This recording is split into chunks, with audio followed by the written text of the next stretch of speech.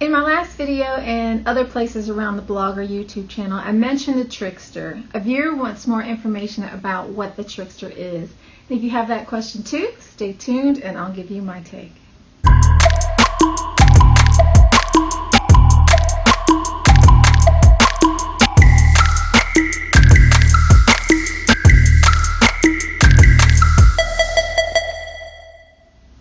Hey, it's Laura Giles with Pan Society. Thanks for watching today.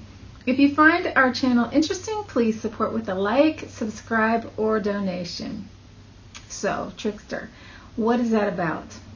Well, in Animism, there's this world, and then there's the other world. And the other world is the non-physical world. The space in between is a liminal space, or a place that's neither this or that, like a doorway or a portal. There are many liminal spaces like dawn and dusk, the water's edge, noon and midnight, solstices and equinoxes. Put simply, Trickster is the creature who inhabits that space.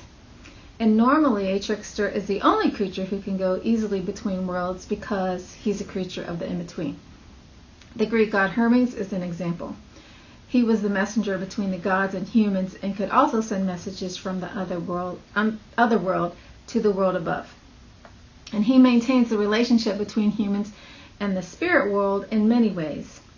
And I keep saying he because Trickster usually is a he, but in keeping with that liminal theme, Trickster can be female or even a cross-dresser, hermaphrodite, or androgynous character.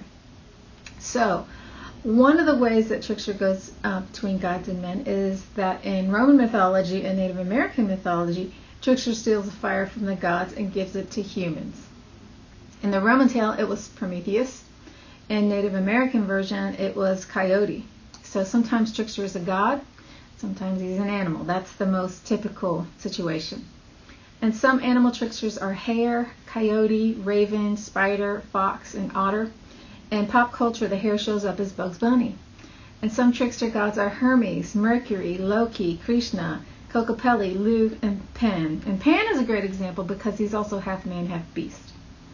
And each of these animals and gods have plenty of their own stories, but the things they have in common are that they're often associated with fertility and nature. And like it or not, nature's not all sunshine and roses.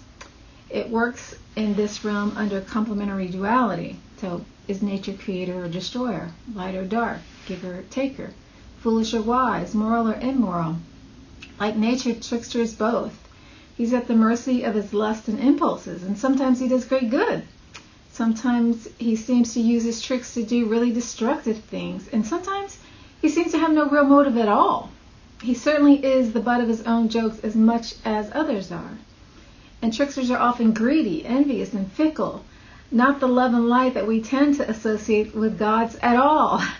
So in my view, there are two big reasons for tricksters' existence. They are to shake things up and to make them new and to make sure that you can always laugh at yourself. So let's go back to the discovery of fire. That's a huge game changer, isn't it? To be able to have warmth and cooked food on demand and not have to wait for a lightning strike is a big deal. That's the kind of big deal changes that Trickster can do. And humans can get so caught up in rules, agendas, goals, and judgments that we lose ourselves. And sometimes we have to lose things that we care about to find our center again. And Trickster helps with that. I see Corona as a Trickster deed. If you've seen any Bugs Bunny cartoons, you know that he often gets the best of Elmer Fudd, but he's also can do some really dumb stuff that just makes himself look silly. So Trickster is here to make sure that we don't take ourselves too seriously. Laughter is really good medicine and can rebalance a relationship quickly, you know? So big picture, Trickster exists to help us start again, question everything, blow things up when we get stagnant or too rigid, roll with unpredictability, take off the mask, and just be natural.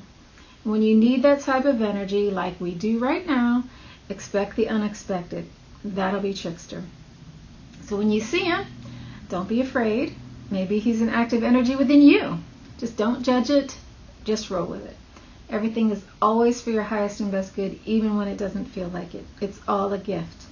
Just see it for what it is and love it whether you agree with it or not. See you next time. Thanks for the questions. Ciao.